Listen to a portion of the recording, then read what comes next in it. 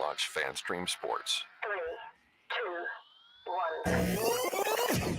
Let's start. Hello, sports fans. Welcome to FanStream Sports. Nothing but pure sports. This is the JP Show. JP, it is so good to hear you back on the air. Stand by. Now, here's JP.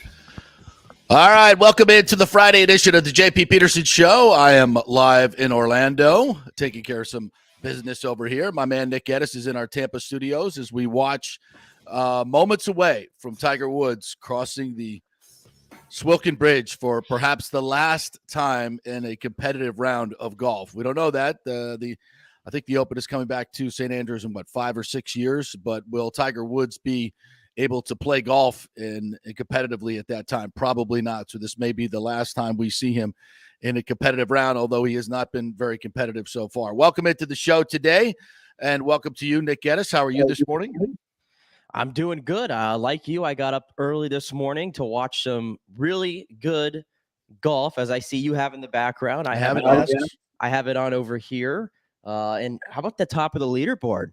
Talk about drama and storyline. The top-ranked golfer on the tour and the top-ranked golfer in Live. Yeah. 1-2. How about that? And evidently it's okay to show Dustin Johnson, who's leading the tournament, but not Phil Mickelson. I had seen stories that he turned down the invitation to go to the Open, and I wasn't even aware he was playing. I'm watching for 2 days. They have not shown him once, and he's one over par? He's not in the par. So he's in the hunt, but no, but he's right there, right just under the cut line, which I think is even. So, but no, I have not heard a single word from Phil Mickelson all weekend. Yeah, DJ went out and blistered the course earlier today with a 67. Scotty Scheffler is in at 8 under par, 68. Terrell Hatton with a 66 today. Patrick Cantlay is at 8 under par and at just finished up 15. So he's got a couple birdies left. He could be at the top of the leaderboard by the time the day is open. Cameron Smith at 5 under par. So we'll keep you posted as Tiger now gets poised to drive on the 18th hole here coming up on the burn. It'll be interesting to see if he stops to take pictures, as Jack did in his ceremonial departure. I believe was that 2005. Yeah. And we'll see if he does. And Jack was there earlier this week. Is Jack still there? Is he going to come out and take a picture with Tiger? I don't know. Nobody knows. So we'll see what happens, but it could be a very historic moment at the British Open. The Rays, and we'll have some thoughts on that in just a second. The Rays with a big win last night, big come from behind win, down 3-0 in the 7th inning, and just kind of left for dead. One of those, Rays offense going into a complete hibernation for a night, and then they sent 9 runners to the plate, score 5 runs in the 7th inning, and come back with a dramatic 5-4 win. Beeks getting the save with a couple of runners on and scoring position. That turned into a pretty exciting game in the last few moments. And, give it up for the Rays. One of the things we saw in that inning was, dare I say, a sacrifice bunt. In the last 2 nights, we've seen a bunt for an RBI and a sacrifice bunt in Major League Baseball. My God, what is going on? And Taylor Walls with a big RBI, slapping it the other way. Just guys making contact, not trying to do too much. And 5 runs, and it gets it done for the Rays last night. These aren't the Rays that I knew. These aren't the Rays I knew up until Sunday. These weren't the Rays I knew up until Sunday.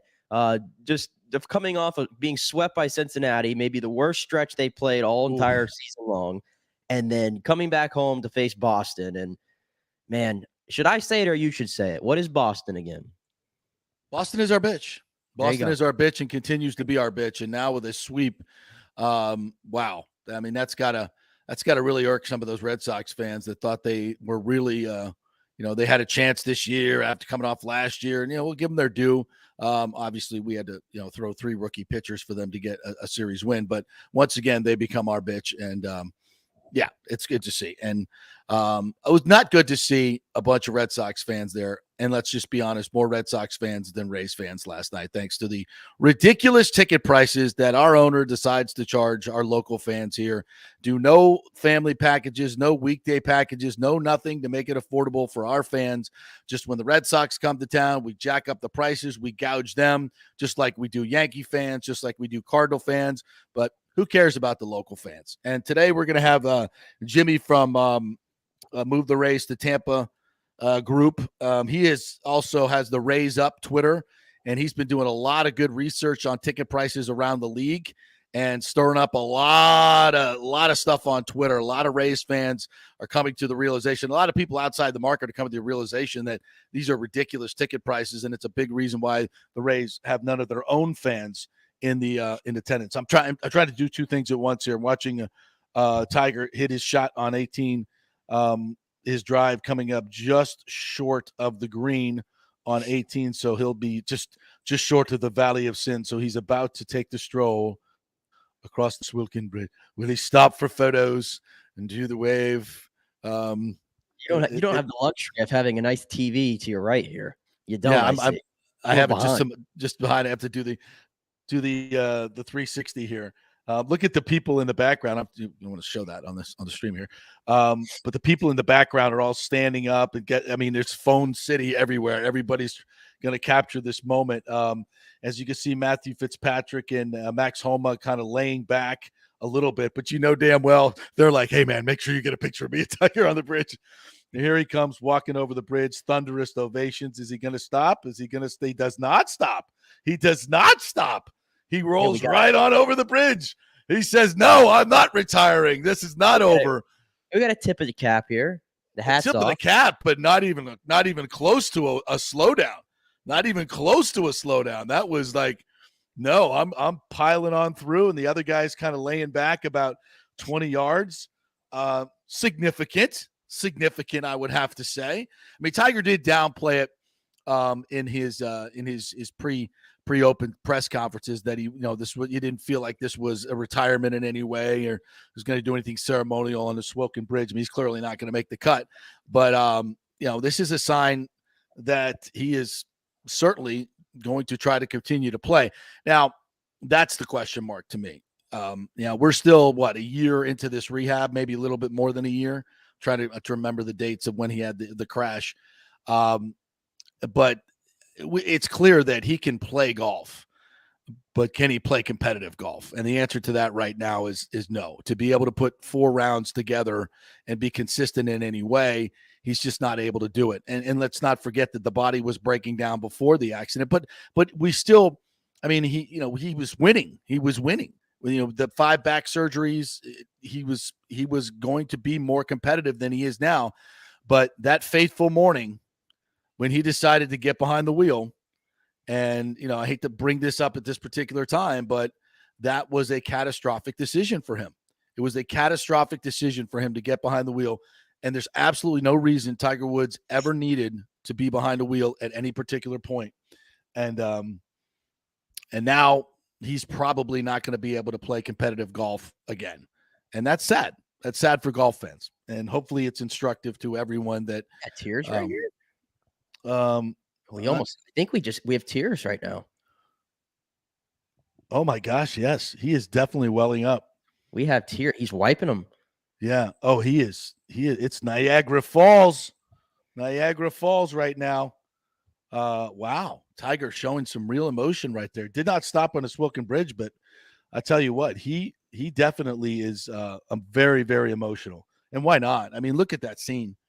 Look at that scene on a beautiful sun-splashed day at the home of golf, St. Andrews, which he has called his favorite course, his favorite tournament, where he completed the Grand Slam for the first time, held all the records, scoring records for the majors at that particular time.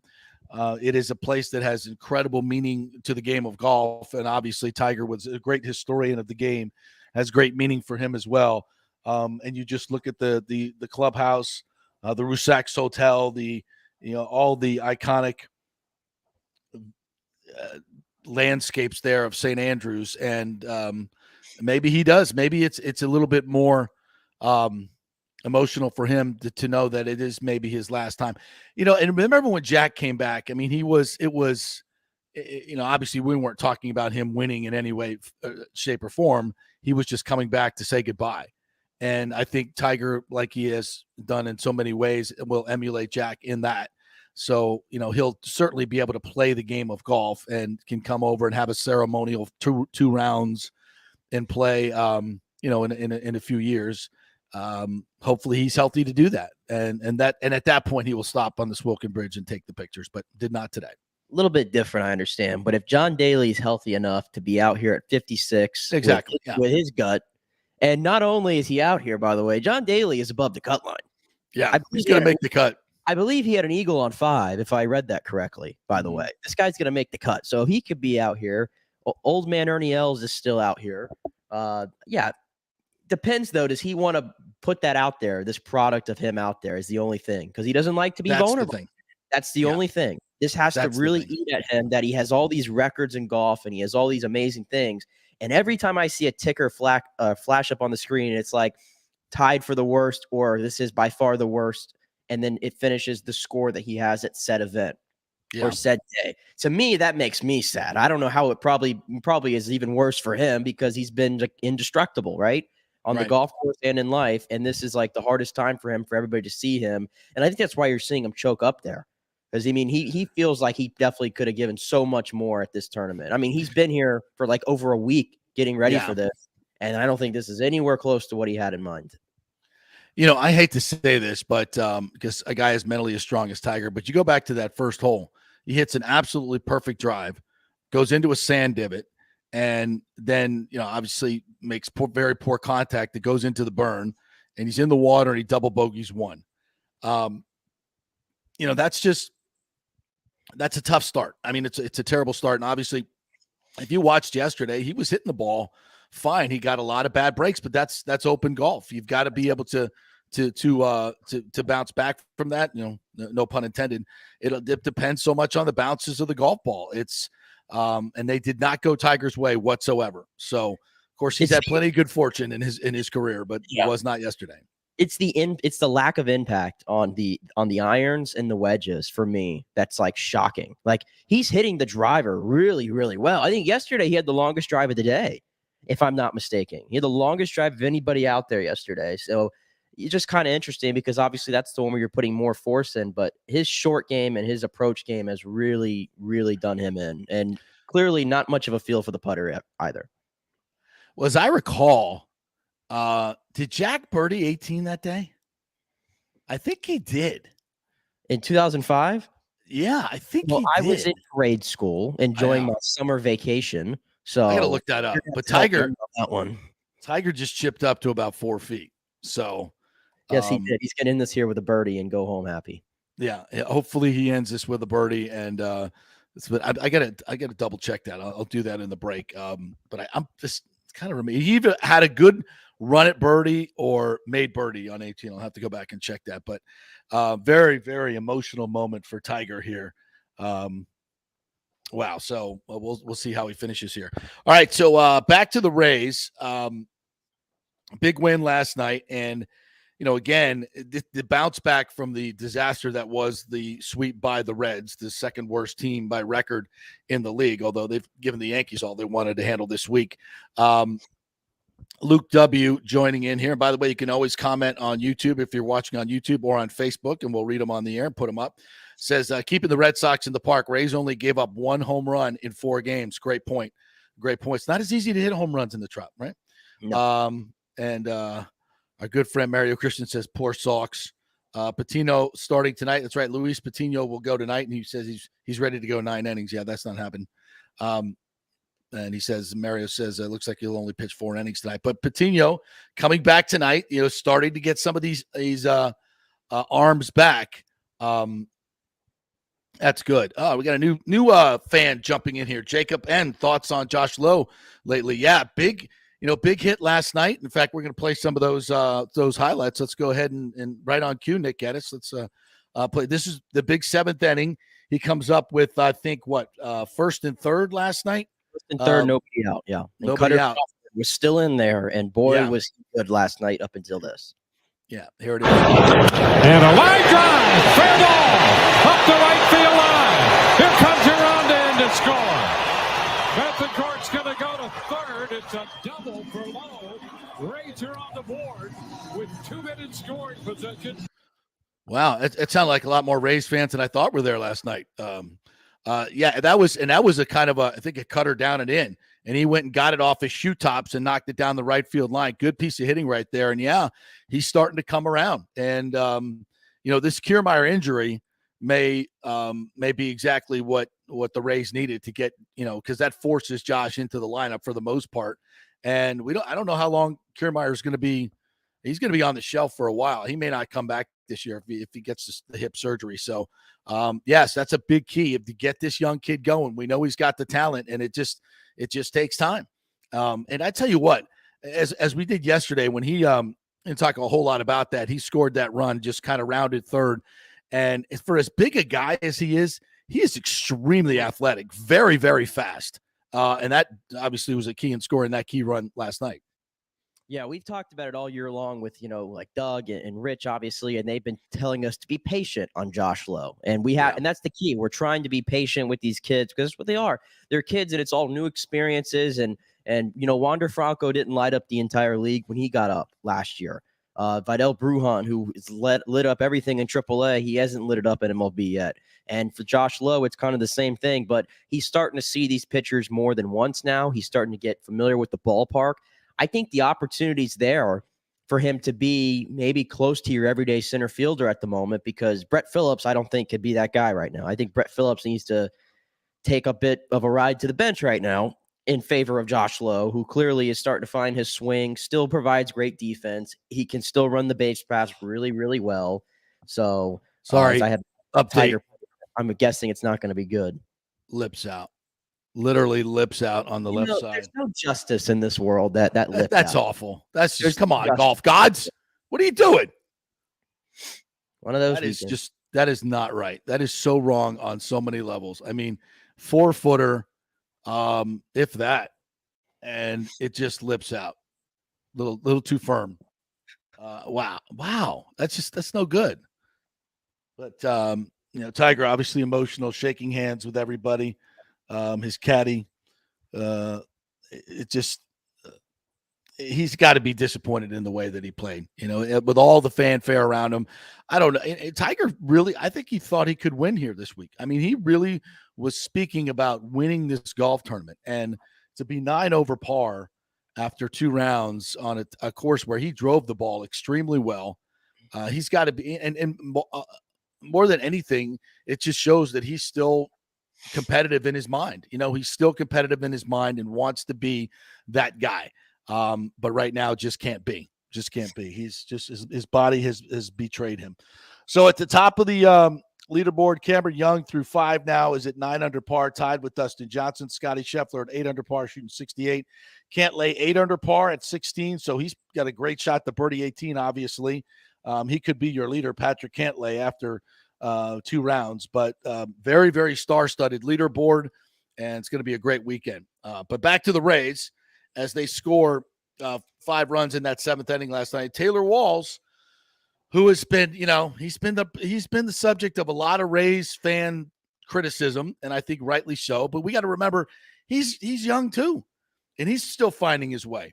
And he's had some really, really key at bats lately. He's starting to really swing it well. I love this last night. In an RBI situation, infield drawn in a bit, 0-2 count, just slaps the ball the other way and comes up with 2 huge RBIs. And a ground ball that's going to go through the left side. One run is in. They're going to wave low the plate. He's going to be safe. Throw back to second. Safe there. High ball game. And the Rays have a man at second base. I'm going to tell you something right now. What a great job by Taylor Walls, shortening his swing, realizing what Schreiber is trying to do, what we just described, trying to drive that fastball from that low release point up in the zone. And Taylor Walls, short and quick to it. He shortens the swing, just playing pepper with the left side.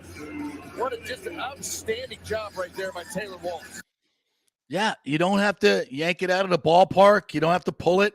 Just use what the pitcher is doing against him and just slap it the other way. That's mature, smart baseball, and it's a huge, huge hit right there for the Rays. Huge. I believe Brian said it too. You just don't see that every day anymore. And I don't. I tell you what. I mean, maybe I'm a little too old school, but that kind of stuff excites me so much more than like anything else in baseball. I just when they're giving you that side of the field, take it.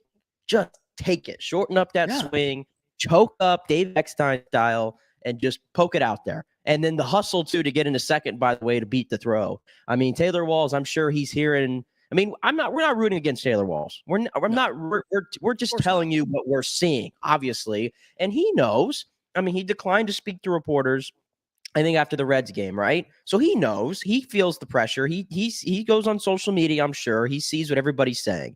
And eventually it's like you either gotta cave, you're gonna cave under pressure, or you're gonna rise to it. And I thought in this Boston series, he's one of the key pieces why the Rays just got a 4-game sweep. Absolutely, 100%. And to see a kid come back from that 4 strikeout performance and made a critical error. And, I think he'll probably learn about not talking to the media. You got to and sometimes that's not a bad idea. I mean, if you're just not in a headspace where you don't think you can do it, I don't like it. It's you got to keep perspective. It's just baseball. It's still just baseball. Keep perspective, step up and do the interviews. But again, he's a young kid. He'll learn. And that comes with seeing and being a professional. But more than that, he stepped up and came back and helped his team when they needed him most, because they got to have him right now. He really needs to, with Franco out, they got to have Taylor Walls be an important part of this. And he definitely stepped up. And then we see a sacrifice bunt from Brett Phillips.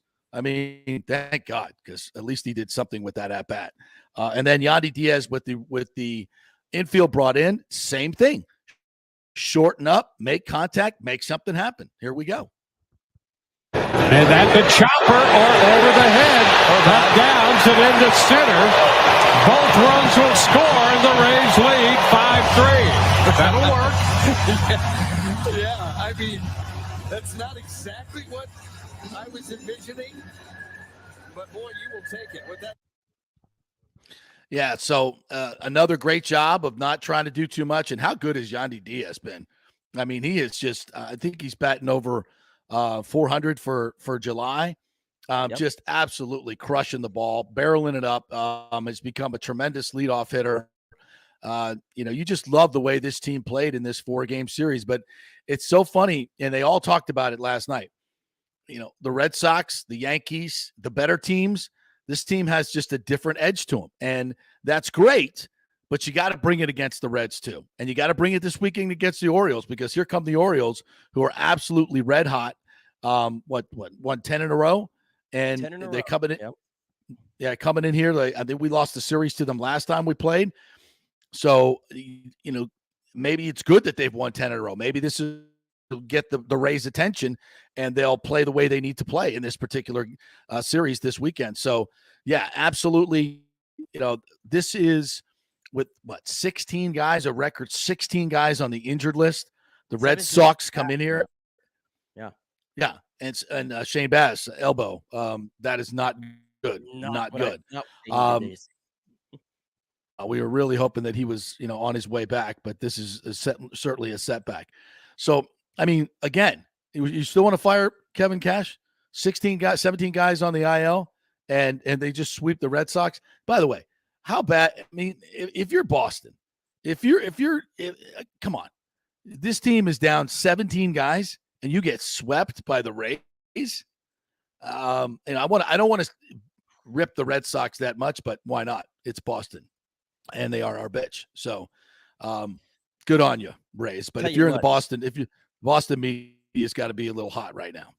Oh yeah, I might tune in later to see what they've been saying. But I'll tell you what, there was an update this morning right here from Mark Topkin. I don't know if you saw it.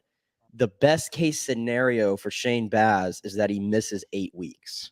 That's best case scenario. You know what that tells me? Tommy John. It says it usually means there's a tear in the ligament when he got the sprain. Kind of that's not what the Rays needed the news they needed to get. No doubt about that. Yeah, and I just, this is unusual. And the Rays pitchers have way more injuries than most pitchers do. And they handle their pitchers differently. Who was it that wrote the article last year talking about the way the Rays use their pitchers? And Verducci, yeah.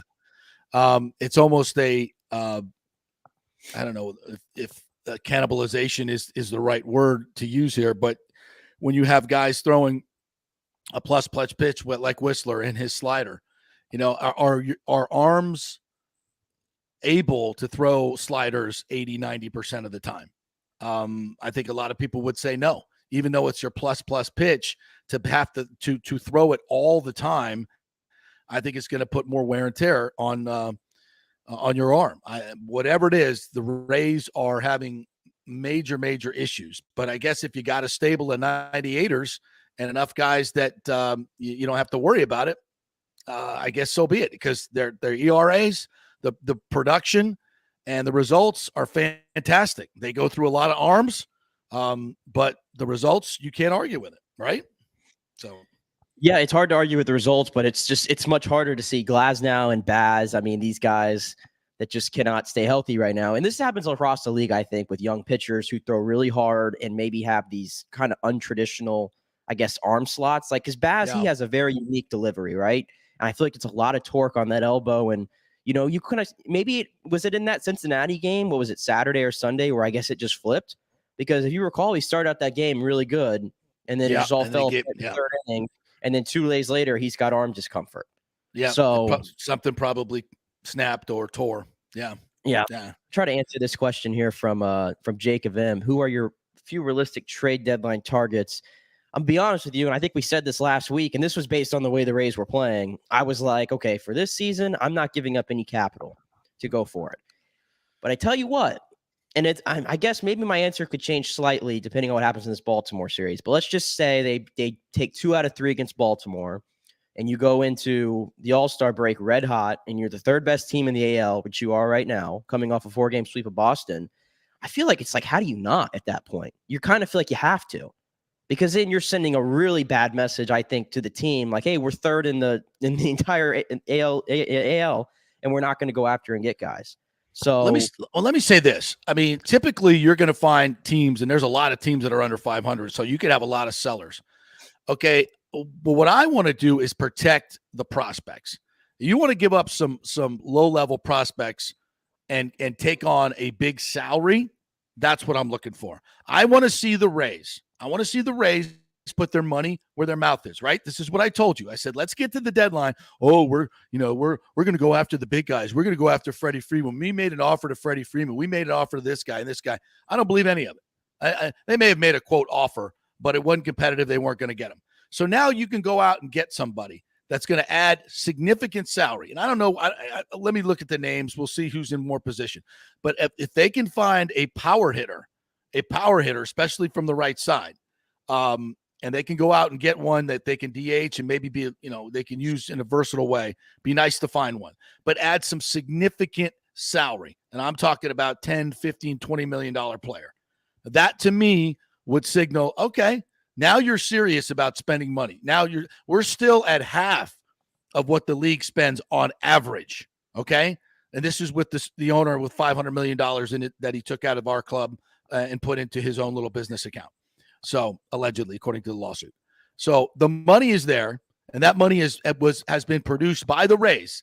Of course, and Stu has always said, oh, we put every penny back into the team, every penny. We haven't made a dime. Okay, show me. Go spend some money. So, yeah, now I don't want to see them giving up big prospects because the 4-game, this is still the same team that got swept by the Reds, okay? Nothing, I mean, the numbers have changed. They swept the Red Sox. I get it. But if you're looking at this in a mature way, this is still a team with a ton of question marks.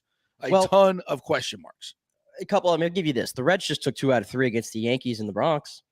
So can I just say that the Reds have just caught fire for 1 week? I mean, things happen it's a 162-game season. Things happen. I mean, I know the Rays have a lot of issues, but I just think when you're 3rd, you have to go for it. I have no problem parting with Vidal Brujan at this point. And I know he could still figure it out and whatever, but just where the Rays are at right now, they have a log jam at that position. I would have no problem parting with Vidal Brujan. And I think one of the big fish that's going to be on the market is Josh Bell, because Washington is directionless and going nowhere. He probably should have been an all-star this year. He might have made the all-star team. I'm not even sure. But the problem with that is if you're going to get Josh Bell, you got to be prepared to get into a bidding war with some of these big ball clubs. And are the Rays prepared to do that? Are they going to do that? I don't know. I think there's some other guys out there, Brandon Drury for Cincinnati, who, again, probably should have been an all-star. He kind of is having an out-of-nowhere season. He seems like a prime candidate for a Ray. Versatile, outfield, infield. Yeah. I think keep an eye on Brandon Drury. I don't think you have to sell the farm for him either, by the way, because this is like one of his first years of really kind of taking off. So that's a name I think I'd keep in mind at the moment. Yeah, they still need to add a big bat because I don't think you can consistently win, and certainly in the playoffs with this offense. And remember, Franco's not coming back. I don't think Wander Franco is going to be able to come back and give you anything this year. And you certainly don't want to hurry him back from a broken bone in his hand. So, yeah, I'm very dubious about giving away A1 prospects, any of your top 5 to 7 prospects for this year. I just don't think this club has it. Whereas next year's team could be loaded. And I think you'd be in a much better situation going into spring training to kind of figure out what you got and where you want to go with your money and your payroll. That team, could have Glass now, McClanahan, Rasmussen, Kluber. I mean, now you're talking, and you can get Franco back, and Josh Lowe has a good second half. You're starting to see a team that really, really can look good, and you still have some of your A1 prospects that you can keep. All right, we're going to take a quick break, and when we come back, we're going to go across the pond. Our good friend Paul Stewart from BuckPower.com is joining us. We're going to talk some Bucs, but we're also going to talk about the Open and Tiger Woods. He's been taking it all in, watching this very emotional and historic moment at St. Andrews. So we'll chat with Paul when we come back. Stay with us.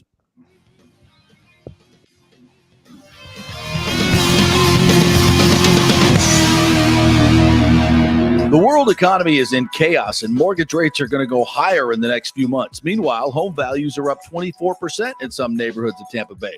Do not miss this opportunity to refinance your home, get some much-needed cash to handle skyrocketing inflation, and fill up your car. Contact Scott Fitzgerald at American Mortgage Services. Even if you've recently refinanced, Scott can make the deal work because he charges no lender fees like the big boys do. He will also shop your loan around to dozens of lenders and get the best rates and terms. Let them compete for your business. The big banks charge huge lending fees. Customer service is simply a phone number with endless wait times. Scott is local and will personally take your call. Here's his cell phone number. Tell him JP said you could call. 813-294-7595. Scott's done over 3,000 loans, including many coaches and athletes. He will answer your calls and concerns and give you workable strategies to be smart with your money. Reduce your payments. It's not just what you make, it's what you keep. 813-294-7595 or email him at scott@amstampa.com. Military veterans, are you struggling with alcoholism or substance abuse? Is it taking a toll on your relationships and your work life? Are you having trouble focusing? Constantly anxious? Well, you may not be surprised to know that your fellow military vets have your six. Heroes Mile is a new concept in rehabilitation clinics, veterans helping veterans. At Heroes Mile, we staff our rehab center with fellow veterans who can understand what you're going through. Our mission is to help you heal from issues that only your fellow veterans can truly understand. Located just outside of DeLand, we offer a full range of inpatient and outpatient programs dealing with substance abuse, post-traumatic stress, and military sexual trauma. We choose to serve veterans because we know how complex these issues are. You could choose to fight the battle alone or win the war together. We are the community care provider with the VA and also accept most major insurance. At Heroes Mile Rehabilitation Center, we have your six. Go to heroesmile.com or call 888-VET-NOW-2. That's heroesmile.com or call 888-VET-NOW-2. The health professionals at Bay Area Modern Medical Center want you to know it's time to commit to a new healthy lifestyle. It's literally a matter of life and death. 42% of Americans are considered obese, and being obese made you 3 times more likely to be hospitalized by COVID. So getting in shape is not just about looking better, it's about living much longer. At Bay Area Modern Medical Center, they take a very different approach to primary care. It's personalized, preventative medicine. Christopher Lugo and his experienced staff are proactive in looking at your issues before they become a problem, encouraging a healthy lifestyle with proper diet, supplements, and exercise to optimize your active lifestyle, building up your immune system, not destroying it with poor nutrition and bad habits. So call for an appointment, maybe change your primary care and get on a journey back to full health and a happy life. Call 844-977-3477 or go to BAMMC.com. Tell them JP sent you for priority scheduling. 844-977-3477 or go to BAMMC.com. Coming back at you. Now, more with JP on Fan Stream Sports. It's only just begun. All right, welcome back to the JP Peterson Show as we roll on here today, watching Tiger Woods cross the Swilken Bridge for perhaps the last time in competitive fashion. And we want to welcome in our good friend, Paul Stewart from across the pond from buckpower.com, also a champion golfer himself at the local club there. How are you, Paul? Good to talk to you, JP. And of course, you and I have both played St Andrews. We both know the course well. Yes, I have. It was one of the greatest days of my life. We had perfect weather. It was like, I don't know, 65 and sunny that day. Just a light breeze, not crazy. A couple times, you got the gusts going up, so you can, see the wispy stuff getting blowing around. It was a great test and a wonderful day, and I actually hit the ball pretty well that particular day, so it was fun. And I see that picture behind you. It looks like you at the old course, right? There you go. That is Ooh, nice finish. On the 14th, the long par 5 of St Andrews, and the scorecard you can't quite see on camera. I shot 77 that day, one less than Tiger shot yesterday, albeit he might have been playing slightly harder hole locations than I did, JP. Yes, maybe from a little farther back than we played for sure.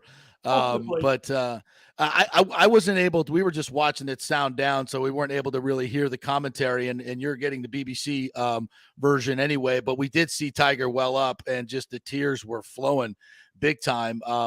Just describe what you watched.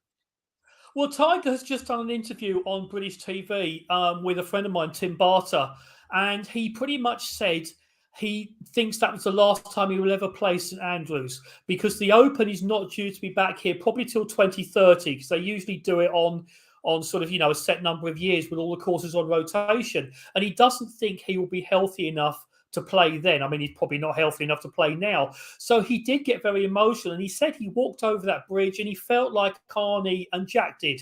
Now, one thing he did stop and doff his cap. He didn't do a complete stop like, Tom Watson did, like Nicklaus did, which was interesting to me. But you could see it was emotional. It was great to see Max Homer and Max Fitzpatrick, his two playing partners. They both stopped to let him have the moment.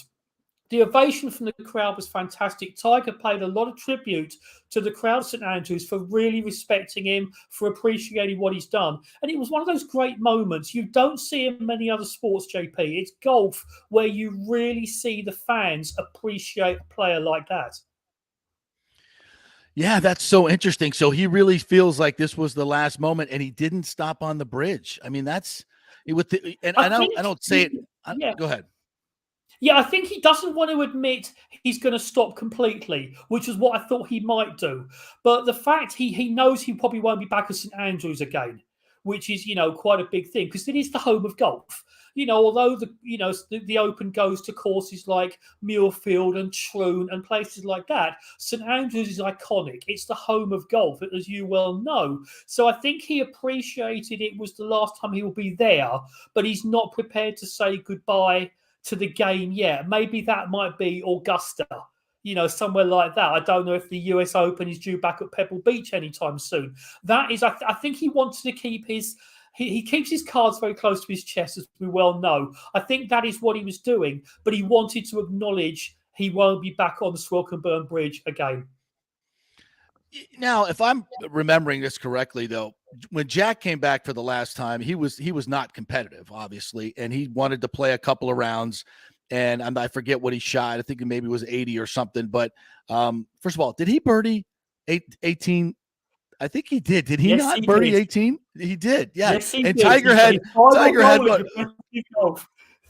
Yeah, and Tiger had what, a 4-footer that he lipped out. That's just, the golf gods were cruel on that one. Come on. Yeah. Someone upstairs was trying to send a message that you're not quite Jack Nicklaus there. What was quite interesting is the very first player out today was Mark Calcavecchia, who won the Open in '89 at Troon. Now, Calcavecchia is 62 years old. He's past the age of exemption for previous champions. But he said to the RNA, look, because of the previous ones, being cancelled, and because it's St Andrews, can I come back? And they said, yes. He's been a great ambassador to the game. And Calcavecchia shot 82-81. He's going to finish last. He was so emotional, and he did an interview with my friend Tim Barter as well. He was so appreciative of the RNA for giving him that chance to come and say goodbye to golf. Again, it's what golf is all about, JP. Great decision there. Great decision. Much better than maybe the Wimbledon committee and their decisions. I might add. So much to talk about it in terms of this, but for Tiger, I think that we'll see that. I think we'll see him come back in 2030. He may say no now, but if he can still walk and play and swing a golf club, which we don't know. I mean, his injuries were so significant, but I got to believe that we'll see that. Don't you think? I mean, he's going to be. I think that's what he wanted to. He wanted to hold the option. He didn't want to just say goodbye, because I thought he might announce his retirement and then 2 years' time it'll be the Tiger comeback tour, because that's the way he is. It's quite interesting how the way he was treated was really good. Ian Poulter, who plays on the Live Tour, he's a sporting hero over here from the way he's handled the Ryder Cup. He got booed on the first tee yesterday and today. And also Greg Norman, who of course is the figurehead of the beloved Live Tour. Greg Norman has really said, I don't want anything to do with the Open. He's been invited back the last 12 years, come back for dinners, be involved. He's always said no. Suddenly this year, he wanted to come back. I wonder why that was. And the R&A quite rightly said, thank you, no thanks, we don't want you here. And again, that is doing it right. They've done it right for Tiger, they've done it right for Calcavecchia, and they told Greg Norman, keep your Saudi money, go and play somewhere else, thank you. Which I love, by the way. Fantastic. Interesting to know. We were just talking about this. Mickelson, I didn't even know he was playing. I had seen some reports that he turned down the invitation, but that was the invitation for the Champions Dinner and everything else. But he's out there playing. They haven't showed him on American TV at all. What about the BBC? No, he's hardly been shown on the coverage over here at all. And yeah, again, he got booed as well as he was going around the course, from what I've heard. So, give me your take on the Live Golf Tour, and what is the overall sentiment across the pond and of the DP World Tour, European Tour? What are the European fans saying about Live Golf? They hate it. They've got no time for it. Now, the first event took place over here at a club called the Centurion Club near London. I've covered events there. I didn't go back to this one. They only had probably 1,000 people there as fans, most of whom were admitted free. They were going around to all the local golf clubs, handing out all kinds of drink vouchers, food vouchers, saying, please come along and watch this event. No one cared, JP. And it's an exhibition event. It's for the malcontents, the has-beens. I mean, Sergio Garcia is the most petulant, childish person I've ever seen in sport. Well, apart from Nick Kyrgios, but that's another story. Who cares about Garcia? Patrick Reed can go. Mickelson's past it. We don't care about him. If you were taking the PGA Tour and you were saying, right, let's get rid of all the people who are, we don't want. We want to prune the bushes and get rid of the dead wood. They'd be the players you get rid of. DeChambeau's a pain. Get rid of them. Let's keep the real people. Now, someone who's become a real hero today at St Andrews is Thigala. He's come out of nowhere. He almost won a couple of events on tour. He almost won a couple of weeks ago. He's really embraced the fans today, and they're really getting behind him, and he's loving it. There's the future of golf. Let's concentrate on the present and the future, not the past. I love it, and it definitely appears from the R&A comments that there's no room for any of these Live players getting world ranking points. And if that's the case, as soon as Dustin Johnson obviously is a past champion at the Masters, I think he'll always be invited back.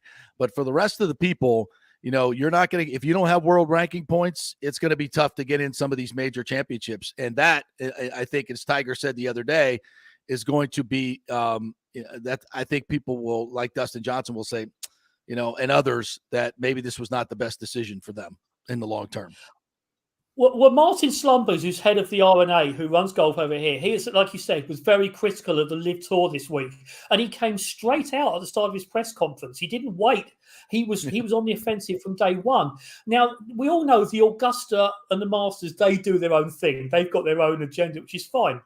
The R&A is very similar. And a story I can tell you about your former President Trump, and I'm not going to get political here, but Turnberry is the most scenic of all the golf courses in Scotland. It's our version of Pebble Beach.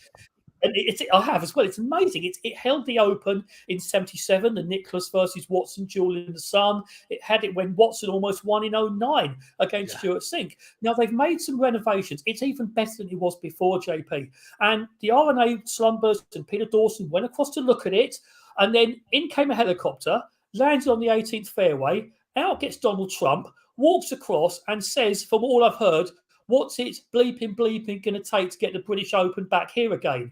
The one thing you don't do is call it the British Open to the people at the R&A. So he's committed such a faux pas, it won't be going back there anytime soon. And it's such a shame, but the R&A believe in doing things right. It's the way the winner is called the champion golfer, and you might call it British tradition. It's quaint, but it's doing it the right way. And I think, again, that's where golf does it so much better than every other sport. Yeah, I have to applaud him for that. And that is the right decision to make. And you got to respect the game and respect the traditions of the game. And that's why so many in the Live Tour just don't get that part of it. And I think it's going to be short-lived, if we can say that. Well, good stuff. Now let's talk a little Bucs while I got you here. You're doing a podcast on the top 10 wide receivers of all time. Did Dexter Jackson, our second round pick from Appalachian State, did he make the list? Do you know something? Yeah, he was down as a kick returner. He never had a catch for the Bucs. Never. In fact, the other Dexter Jackson, who played defensive back, had more catches than the other one did. So yes, I am. It'll be a podcast we're doing. We're launching it either this weekend or Monday with very good friend of yours, Mr. TJ Reeves, who hasn't played Andrews, of course. We're doing the top 10 wide receivers in Buccaneer history. It might be pretty clear who the number one is, but we've really gone back through history, right back to day one, to get a really, a good list and include all aspects of the 46-year history of Buccaneer football. I'd be interested to see where Antonio Brown ranks. Short, but sweet. But there's a lot of issues there. Yeah, if I didn't include him, he'd probably throw his shirt on the ground in protest. So he's in the top 10? He just missed out by about that much. Yeah. You have to have some staying power and maybe some decorum as well to be included on such a prestigious list. Well, we'll look forward to that. Your thoughts on, as we're 2 weeks away from training camp now? We've talked a lot about this roster. I love the roster. I love what Jason Light has done with this. I think he not only Jason, but the players themselves. And I always bring up Mike Evans, who I'm guessing is number one on your list. He very much like Devontae Adams and some of these other guys has more than enough ammunition and credibility and numbers to say, I want a new contract like these other guys did. And then in essence, force a trade. He hasn't done that. He hasn't done that because he puts team first. He knows he's made a lot of money here. The organization has been good to him. And this is the culture that the Bucs have built that does not exist on other teams, where you look at the Packers and it sure looks like it's a lot of me with Aaron Rodgers and Devontae Adams. I don't say to guys, hey, don't go get your money. I'm not hating on you for it. I'm just appreciating what we have in guys like Mike Evans and other guys who frankly have taken some less money than they could got maybe on the open market to stay here within this culture. I think Mike has stayed in Tampa, JP, because he wanted to make sure he was going to be in the top 10 countdown in my podcast. That's the real reason he stayed. Of course. No, I think the Bucs, and you've also got to give credit to Mike Greenberg, who's Jason's right-hand man for some of the salary cap work he's done. Now, it does seem, it's probably, as in the Blues Brothers terms, putting the band back together for one last run, because it probably this time might well be Brady's final year, even though he said that last year. But have one more go at it. And I think that's where everyone's bought in. Now, I mean, you and I have worked with NFL players for years. There's two things they care about: getting paid and getting a ring. When you've got the ring, you want to get paid.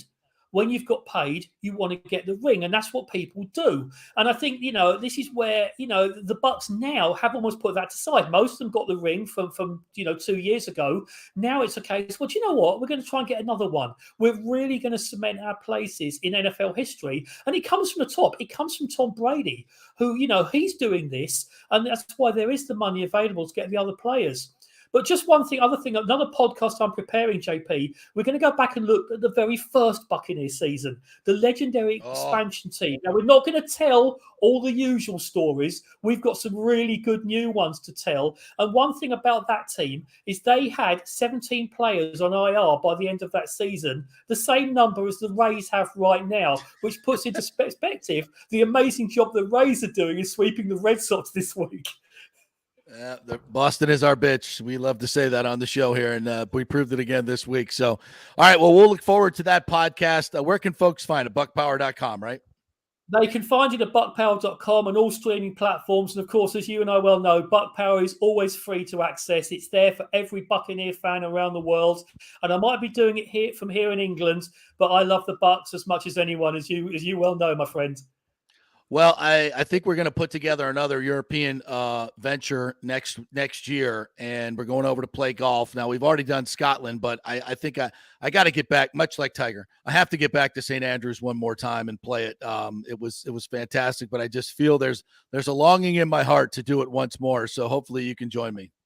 It'll be fun. Well, I was thinking the same thing. I want to do it again. So that's the date. I will see you there outside the R&A Clubhouse, ready to tee it up on what someone called the narrowest 120-yard wide fairway in the world. Last time I was there, I hit a nice butter cut that my caddy said was in the water. I was about a yard and a half from the burn. I said, I told you I was going to lay up short of the burn.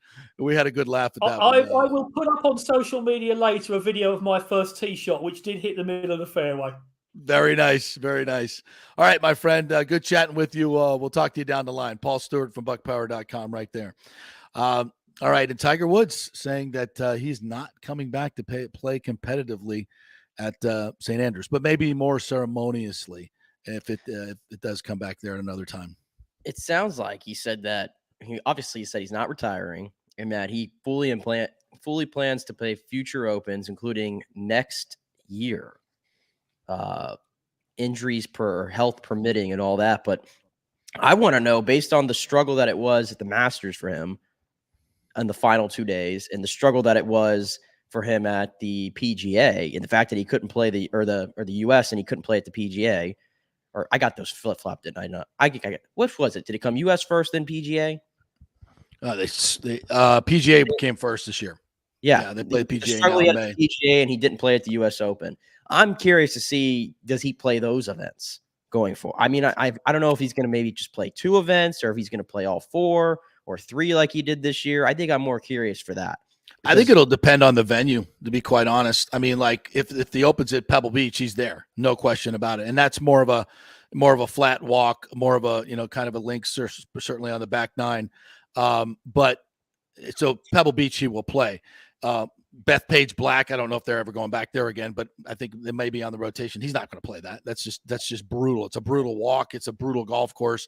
It's just something that's got to fit his, and all the Opens are pretty much, flat courses for the most part. Of course, I played Royal Port Rush. It's not flat in any way, shape, or form. So that one might be a little bit more difficult. I think they're going back there in a couple of years. So I think it depends on the venue. It really does. I know he'll always play the Masters. I don't think he'll ever not play the Masters, even though it is a tough walk. I think, it is going to be the first one. He'll have the entire off season to get ready for the most part. So I think he'll always play the Masters, but I think it'll depend on the venues. But the bottom line is, I think and it still is, we're within a year of him coming back from this injury. I mean, Yep. do we really see him ever winning again, being competitive? No, I don't. I just don't see it. To me, when you look at the leaderboard of these events lately, and even the PGA leaderboards, you're starting to see it's a lot of the guys who are in the top 10 every single week who are at the top of the leaderboard. And you look at the ages and you look at the physical abilities of those guys. It's just a lot different. Like, look at right now. I mean, it's Cameron Smith, who's 10 under, Dustin Johnson, who we know what he can do, Cameron Young, who's been a breakout this year, Scheffler. I mean, it's always these guys that are at the top. You've seen Will Zalatoris at the top a lot this year, Matt Fitzpatrick, McIlroy, Justin Thomas, Rahm. I keep going on and on and on. Those are the guys that are always in the top 10. And I just don't see how you could expect him to really just get there. I'm looking at the shots these guys are making. There's no, I guess you could say, in Tiger Woods' shots right now. Like these Well, guys. it's interesting. We talk about, the short game, and obviously it's the practice. Short game takes so much practice, and even though you're not swinging hard, you're on your feet.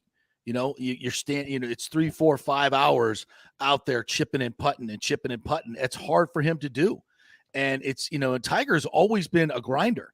People don't really think about if Tiger as a grinder because he's been so spectacular and such a great player, but nobody practiced harder than Tiger. Nobody worked out more than Tiger. There's so much of his game was effort. It wasn't, yes, he's supremely talented, but much like Michael Jordan, he was the most gifted athlete combined with the hardest worker and the strongest mental game. That's why they are the GOATs. And I wouldn't put Brady in that category because he's not a physical specimen like these other guys are. I mean, Tiger brought brute strength and physicality and athleticism to the game of golf more than anybody has ever done in the sport. And he also had the strongest mind and maybe the most incredible competitive drive. That's why he and Tiger, I think, he and Michael Jordan are so synonymous in that way. They combined all of it. And, these guys today, these younger guys, they have more physical ability. Clearly, I don't think they have the intangibles that a Tiger Woods has. And obviously they won't reach the numbers that he reached. Nobody, I'm sorry to say, but nobody will do what Tiger did in 2000 when he held all 4 majors and the scoring records and everything. I remember, doing sportscast back then saying, look, folks, this will never happen again. There's too much depth in the fields, too many good players out there. And Tiger is just, he was a once in a lifetime phenomenon. Well, I mean, how many wins does he have? 80? Is it 80 career on the PGA Tour? I think it's 83 now. He surpassed. Did he surpass Sam Snead? Yeah, I believe he did. He surpassed Sam Snead with the whatever it is. Just try to digest that number. Just try to digest that number. It's insane. And the fact is, if he stays healthy, I think we all would agree that he passes Jack. But he just might push 100 wins, honestly. Yeah. But he just, and even pre accident, he had a chance. I think when he won that Masters, you're saying, look, was what 45 at the time, 44 at the time.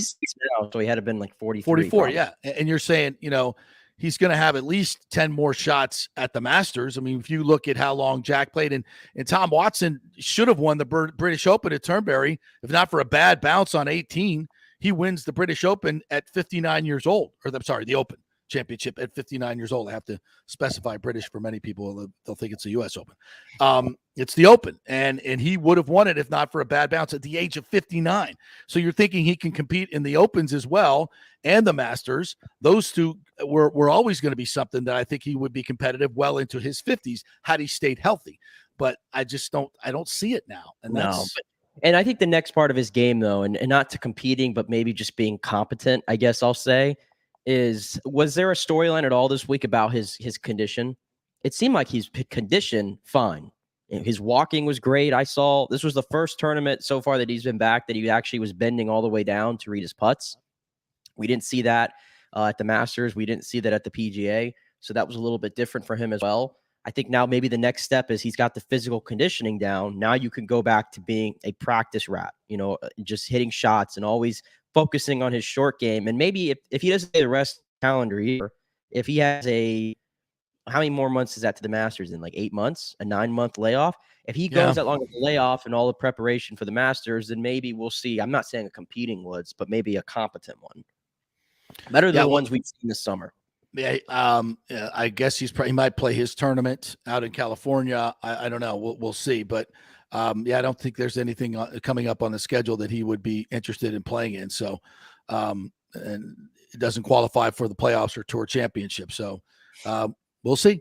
We'll see what's the future holds for Tiger. But he may have taken a just brief pause on the Swilken Bridge, but that was nothing like we've seen from the greats. So I think in the back of his mind, he may be coming back there at some point. All right, we'll take a break. We'll come back on the other side. We'll get into a little bit of lightning talk as their prospect camp is going on and kind of finish up, put a bow on the free agency and the future of this team. We'll do some more Rays talk. And coming up at 11:15, Jimmy from Move the Rays to Tampa has done a lot of work on ticket prices. We're going to get into that whole thing that is blown up on Twitter. I got a Little League story that's pissing me off. I'll tell you about that and much more. Oh, a story on for a lot of you Bucs fans are very unhappy they can't get tickets to the Munich game. So we'll talk about that too. Stay with us.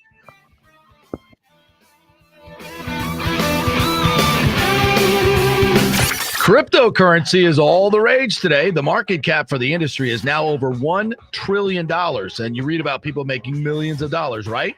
You want to get in, but have no idea what to do? Maybe you dabbled a bit and you want to unlock the real money-making opportunities and don't know how to do it. There are over 10,000 tokens and thousands of decentralized finance exchanges to navigate. So what do? You go to DeFiLava.com. The folks at DeFiLava.com are in Tampa Bay, and they work with you directly to set up custom accounts, answer all your questions, and provide market analysis. Decentralized finance and cryptocurrencies are here to stay and will change the financial markets as we know them. Get in the game. Get with the experts at DeFiLava.com and tell them JP sent you and get their free 2022 crypto market forecast today at DeFiLava.com. Don't get left behind, folks. Make some money at DeFiLava.com. The health professionals at Bay Area Modern Medical Center want you to know it's time to commit to a new healthy lifestyle. It's literally a matter of life and death. 42% of Americans are considered obese, and being obese made you 3 times more likely to be hospitalized by COVID. So getting in shape is not just about looking better, it's about living much longer. At Bay Area Modern Medical Center, they take a very different approach to primary care. It's personalized, preventative medicine. Christopher Lugo and his experienced staff are proactive in looking at your issues before they become a problem, encouraging a healthy lifestyle with proper diet, supplements, and exercise to optimize your active lifestyle. Building up your immune system, not destroying it with poor nutrition and bad habits. So call for an appointment, maybe change your primary care and get on a journey back to full health and a happy life. Call 844-977-3477 or go to BAMMC.com. Tell them JP sent you for priority scheduling. 844-977-3477 or go to BAMMC.com. Italiano Insurance has been serving and working in our community for over 60 years, and it's not just about insuring all the pieces of your life. Italiano is as much a part of Tampa Bay as the Cuban sandwich, Gasparilla, and our Bucs, Lightning, and Rays. They're also active supporters of great charities like the Humane Society, Metropolitan Ministries, and local pediatric cancer centers. Hey, we all need insurance, so do business with a local company with a commitment to our community. Don't call some 1-800 number. Call Italiano and be greeted by one of your neighbors. That's 813-877-7799 or ItalianoInsurance.com. Named the Small Business of the Year by the Tampa Chamber. 813-877-7799. Let's go. Right now, back to the show with JP on FanStream Sports.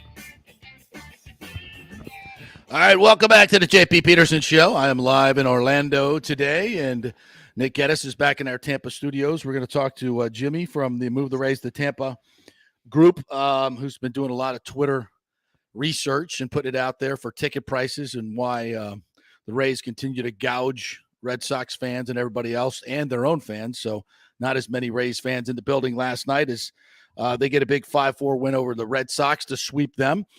Big thanks to the Golden Diamond Source as well. Julie and Steve Weintraub, big Rays fans, big sports fans. They're always attending a lot of the games, and you should attend their wonderful showroom right there at 3800 Ulmerton Road. If you're looking for something for your young lady that might be going off to college here soon, that's a good idea to go get a nice gift. Or maybe you're going to pop the question and you got to go to the Golden Diamond Source to get the great selection there. They have rings in all budget sizes. So whatever your budget is, and it might be more than you think because they have no interest financing for 5 years. So you can get a big diamond for 20, 30, 40, 50, 60 bucks a month. So check it out. It's the Gold and Diamond Source. Fantastic selection. And a great staff that will help you out and make it very, very easy to find the ring that you want. It's the Golden Diamond Source, 3800 Almerton Road, always online at thegoldendiamondsource.com. A couple of other comments here from our fans watching on YouTube. Joe F says 88 to 92 win team. It's great for this season, especially with all the injuries, but not a team that is built to go deep in the playoffs. Still a lot of ball to play. Just don't see it this year. I think I would wholeheartedly agree with that. But you never know. This team can surprise you. I see just a divisional round list like last year, maybe the ALCS. I will say this about this team. I think they're going to have a much better pitching rotation going into the playoffs. But I mean, think their lineup will be too. We went over it. What was it, on Monday or Tuesday? What this lineup could look like whenever they get some of these pieces back. I mean, it looks a little bit more formidable to me. Yeah, and looks like Brandon Lau, a couple of 0 for 4s, but at least I think he's healthy and swinging the bat, so he should be back soon, right? I think we're thinking probably is going to be back in this Baltimore series, I have to assume, or if they want to give him more time, then you just sit him out until you come back from the All-Star break. One of the two. Yeah. Who else? We mentioned Franco is not coming back anytime soon. KK, I don't think is coming back anytime soon. Margot's long-term as well. Margot long-term, but Nino, we haven't really gotten an update, really. I don't know what's going on there, but I mean, by them going out and getting Bethancourt, maybe that's a sign that this is a bit more long-term. I would agree with that, no doubt.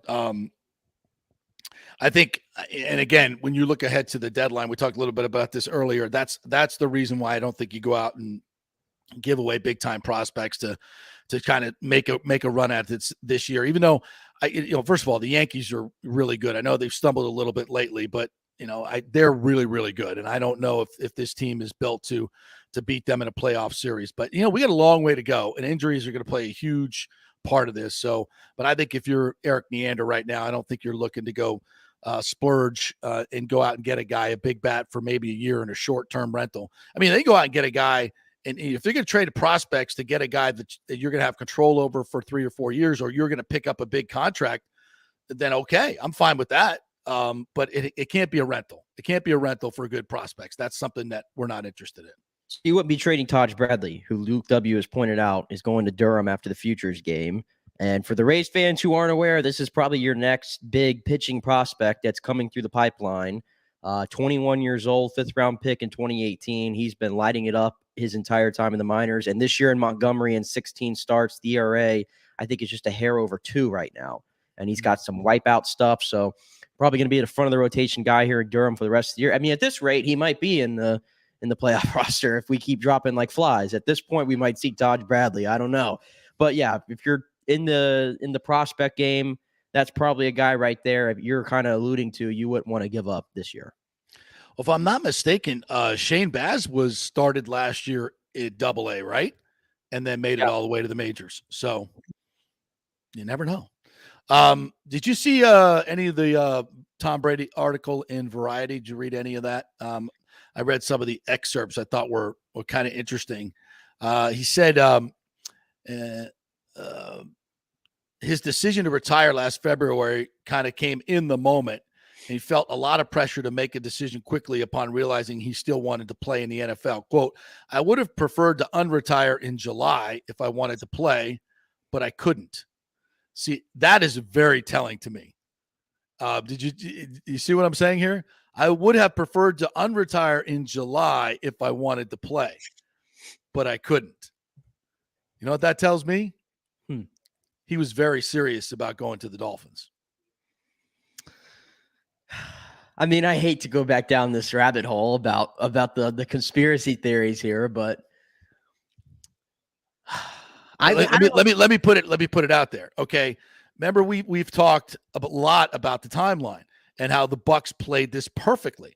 Yes. I think Brady was very intent on making a move to the Dolphins and figured that, much like Gronk, that the Bucs, Patriots we have to give up a 6th-round pick to get Gronk, right? Much like Gronk, thinking the Bucs should just let him go for like a 6th-round pick. And that wasn't going to happen. I still can't believe it, though. I still can't buy the Dolphins story. Like, what are you going to in Miami? And I know Miami ended up making the trade for Tyreek Hill, so you can tell me, oh, here's Tyreek Hill. Still, though, like, what else does Miami have? What is he winning anything in Miami? Do you think Tom Brady strategically would look at the AFC and go, "Yeah, I want to go be part of that gauntlet"? Yeah, with a new coach coming in. Well, I think he was sold on the whole Sean Payton thing. Whole Sean Payton, Tyreek Hill, load up the roster, blah blah blah. But there's so many dominoes that had to fall there. But that quote tells me that he's like, I didn't, I was pressured into coming back because he realized if he was going to play, it was going to be with the Buccaneers. And if he was going to come back, he better tell us now, because otherwise we're going to lose Ryan Jensen. You're going to come back to a team that doesn't have Ryan Jensen, doesn't have Russell Gage, doesn't have all these guys, doesn't have touchdown Lenny. So if you're going to play, you got to come back now. And so that's what that quote tells me. Am I wrong? He wanted to come back in July. And figured he's just, I'm going to stay retired, Buccaneers. And I'm surprised he said it, to be honest with you. I am too. Even if he thinks it, I'm surprised he would actually say something like that out in the public. And I mean, who? Variety? Yeah. Variety? Really? Well, he's getting into the movie business. He's making the upcoming movie 80 for Brady. Can't wait to see that. No, I'm not going to see it. So yeah, he would never dare drop a quote in Tampa media like that.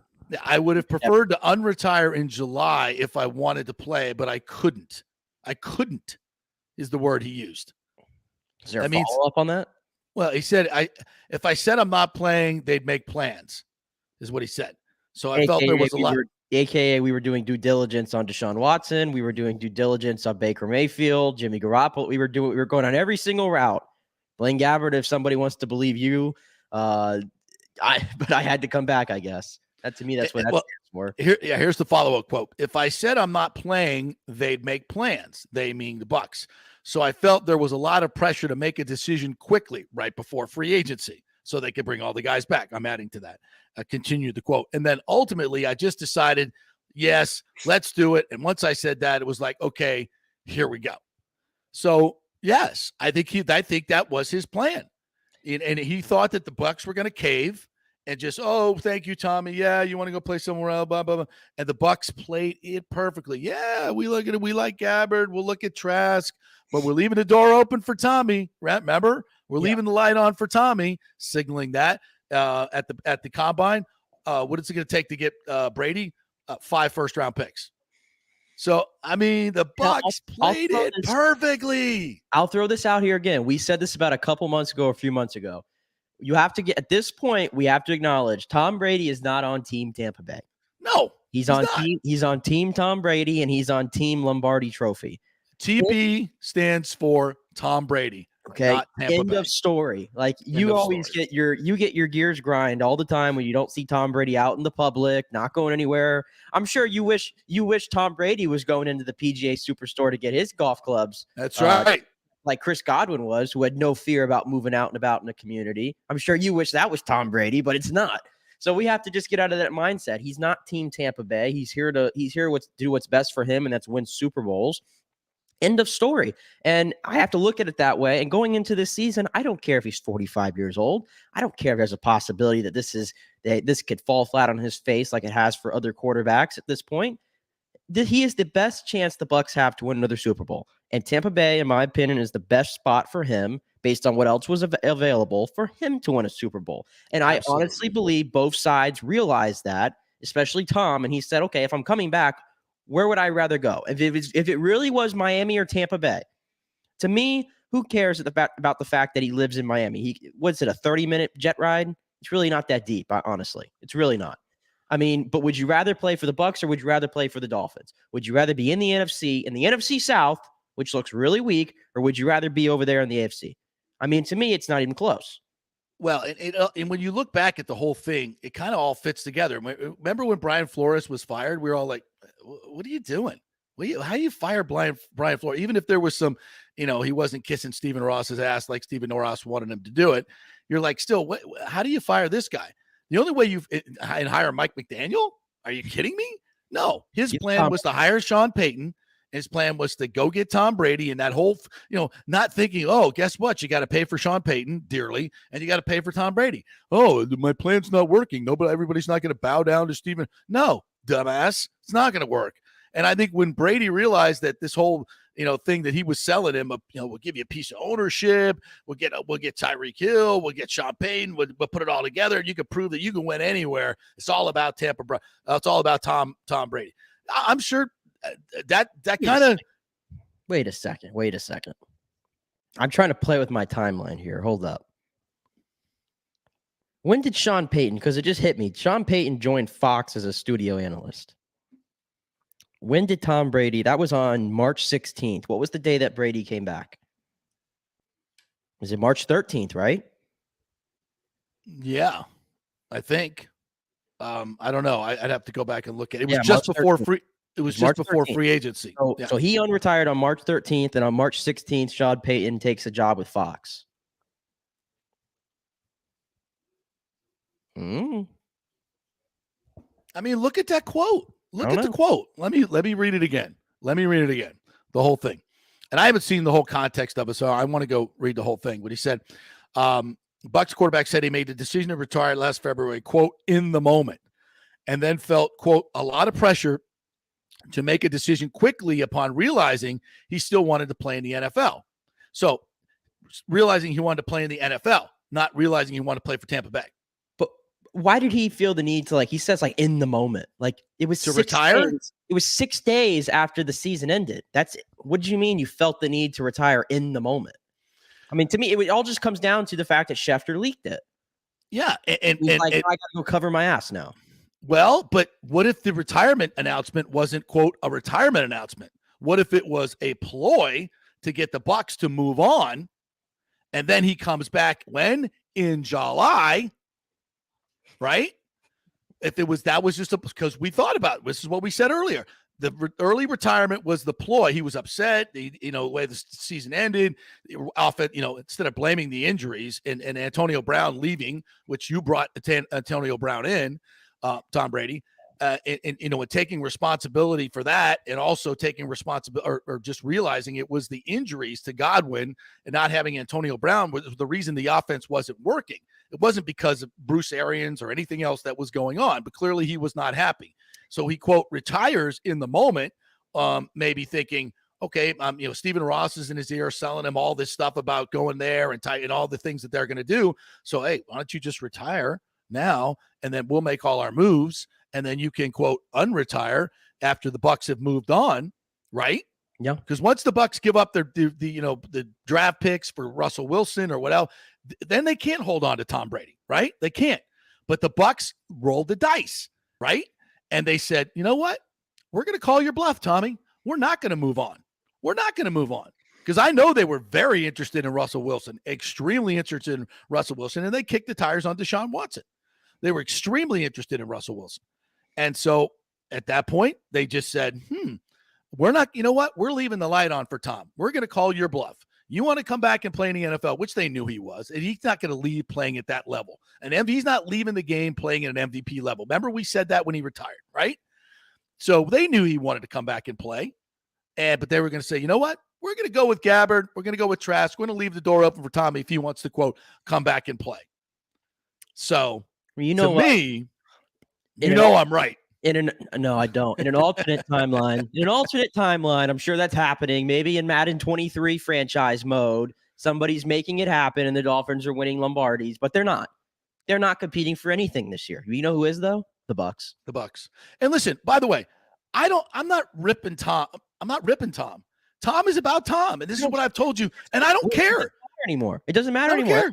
He's not Team Tampa Bay. Everybody seems to get on board with that.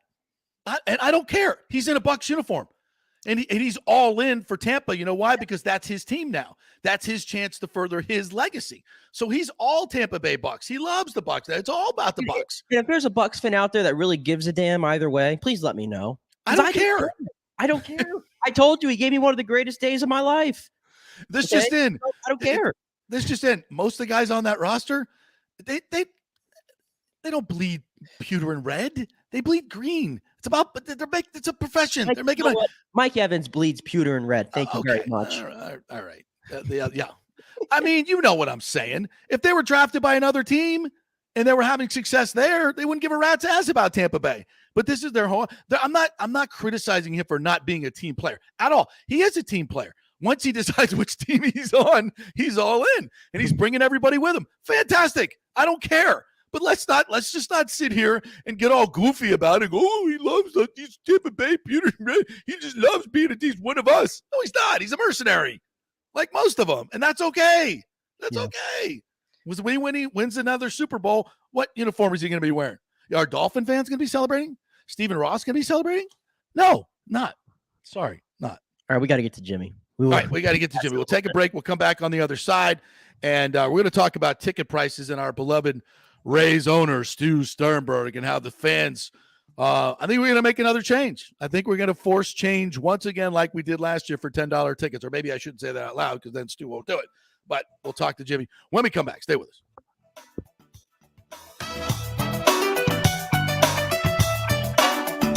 The world economy is in chaos, and mortgage rates are going to go higher in the next few months. Meanwhile, home values are up 24% in some neighborhoods of Tampa Bay.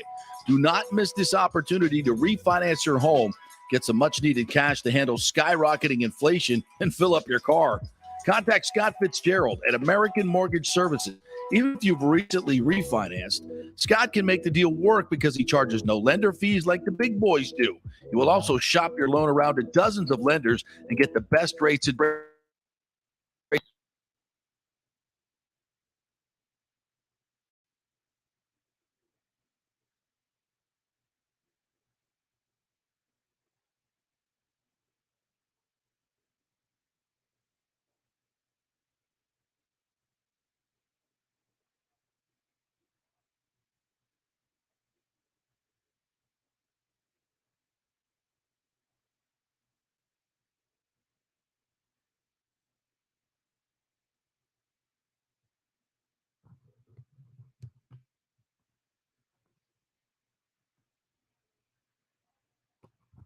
relationships in your work life? Are you having trouble focusing, constantly anxious? Well, you may not be surprised to know that your fellow military vets have your six. Heroes Mile is a new concept in rehabilitation clinics, veterans helping veterans. At Heroes Mile, we staff our rehab center with fellow veterans who can understand what you're going through. Our mission is to help you heal from issues that only your fellow veterans can truly understand. Located just outside of DeLand, we offer a full range of inpatient and outpatient programs dealing with substance abuse, post-traumatic stress, and military sexual trauma. We choose to serve veterans because we know how complex these issues are. You could choose to fight the battle alone or win the war together. We are the community care provider with the VA and also accept most major insurance. At Heroes Mile Rehabilitation Center, we have your six. Go to heroesmile.com or call 888-VET-NOW-2. That's heroesmile.com or call 888-VET-NOW-2. Let's rock. This is FanStream Sports with JP. All right, welcome back to the JP Peterson Show, brought to you by the great folks at the Golden Diamond Source, 3800 Ulmerton Road. If you're looking for a baller watch or maybe a necklace or a bracelet or something like that for you guys, you rugged guys out there, it's a great place to go shop. They got tons of great things. It's an unbelievable showroom, lots of fun. By the way, July, the birthstone is ruby. I know that because it's my birthday on Monday. So get me something with a ruby in it. Or no. It's the Golden Diamond Source, 3800 Ulmerton Road, always online at thegoldendiamondsource.com. I can tell you this, if you go to a Rays game and bring your family, you ain't going to have no money to shop at the Golden Diamond Source. I want to bring in the guy behind the Rays Up Twitter moniker. His name is Jimmy from the Move the Rays to Tampa group. What's up, Jimmy? How are you? What's up, JP? Thanks for having me. Yeah, absolutely. I've marveled, and we brought this up last year. We started talking about the ticket prices and how the cheapest ticket was like $60 after fees or close to it for an outfield ticket. And to the Rays' credit, when all of you and everybody else on Rays Twitter started beefing about it, they went to $10 tickets. And boy, we had some big crowds, right? That worked out pretty well. Yeah, it did. I mean, we saw an increase. Let's see, like, from last year, without the $10 tickets, we had an average of like 8,500, and then with the $10 tickets, it went up to almost 7,000 an average. So, I mean, if you say it doesn't increased work, to 7,000. Yeah. And the thing about that is, and I talk about this for the fans, obviously, because, the fans just can't afford to go to games. I mean, we've had so many people chime in when you put up some of these numbers on Twitter. Some of the people talking about, hey, I looked at taking my family to a game this week on Wednesday night to see the Red Sox. He goes, by the time I added it all up, it was a $400 night. I mean, who can afford a $400 night on a Wednesday for a regular season Red Sox game? And that's for outfield seats. I mean, talk about some of the reaction you got on Twitter. Yeah, I mean, I had multiple people. I mean, I mentioned it. It would be so expensive just for one single person. Let's say you wanted the $45 or the $47 outfield ticket. After fees, it's $57. You add in another $20 in parking, $40 in gas. I have to go through $8 of tolls. That's $125 before food and drink. Can't imagine it's like a full family going. I had multiple people commenting that they went to Fenway last week. They had $88 family pack ticket for 4 hot dogs and 4 sodas. And the Rays offer no family packs whatsoever. Unbelievable. And you also sent me so you did a lot of research on this, by the way. Kudos to you. Tell me some of on Tuesday and on Tuesday, Monday and Tuesday, or Tuesday and Wednesday, what were some of the ticket prices around the league? They're cheap. I mean, a lot of other teams, they offer, I mean, Coors Field, $8. That's the cheapest one. Most people are offering like $11, $10 tickets. Yeah, I got the list in front of you. Send it to me. $30 for a party deck ticket, which if you've ever been up there, I really don't think it's worth it at all. No, it's a horrible ticket. Dodgers at Cardinals, $5.55 for the cheapest ticket. Phillies at Brewers, Great Park, $6. Reds at Cubs, place called Wrigley Field, $9. White Sox at A's, $10. What else do we have here? The Twins and the Indians, $15. The Washington Nationals at the Braves, a brand new park, $12. And the cheapest ticket for the Rays is $30. And if for an outfield seat, $47. I mean, what is some of the reaction that you've gotten from fans just in terms of all when you put up all these numbers? Most people are agreeing with it, but some people are saying like, okay, well, we don't have the upper deck open, so you're not comparing similar seats to other teams. But how is that Rays fans' fault? Then no. Open the upper deck and offer those affordable tickets for families to be able to buy. Yeah, and that's the other part about it is for me, it's bad for the players as well, because the players have to go into their own home field, Tropicana Field, each and every night and have more of the opposing fans, and it makes our fans look awful. And people don't understand that a lot of it is the economy, and they can't afford to go to these games. And you should at least have. And why don't they open the upper deck? I mean, upper deck and sell $5 seats. Why not? Because Stu's too cheap to staff it. He doesn't want to staff the upper deck. It takes more staff to go up there and keep it open. It costs more money, and he'd rather have higher tickets, other teams' fans than our fans at a lower ticket price, even though he could make money selling concessions. I don't get it. Yeah, I don't know. And they know if they lower the ticket prices, the attendance will go up. Because I mean, literally last year when they did the $10 tickets, they were saying how they wanted to boost the attendance before we go off into the playoffs. And what do you think fans should do about this? And what can they do? Is there anything we can do as a movement, as a group, fan rallies? What do you think? I mean, the best thing we got to keep speaking on social media. I mean, it would kind of defeat the purpose if we go at the Trop and rally there too. But I mean, I would be up to that.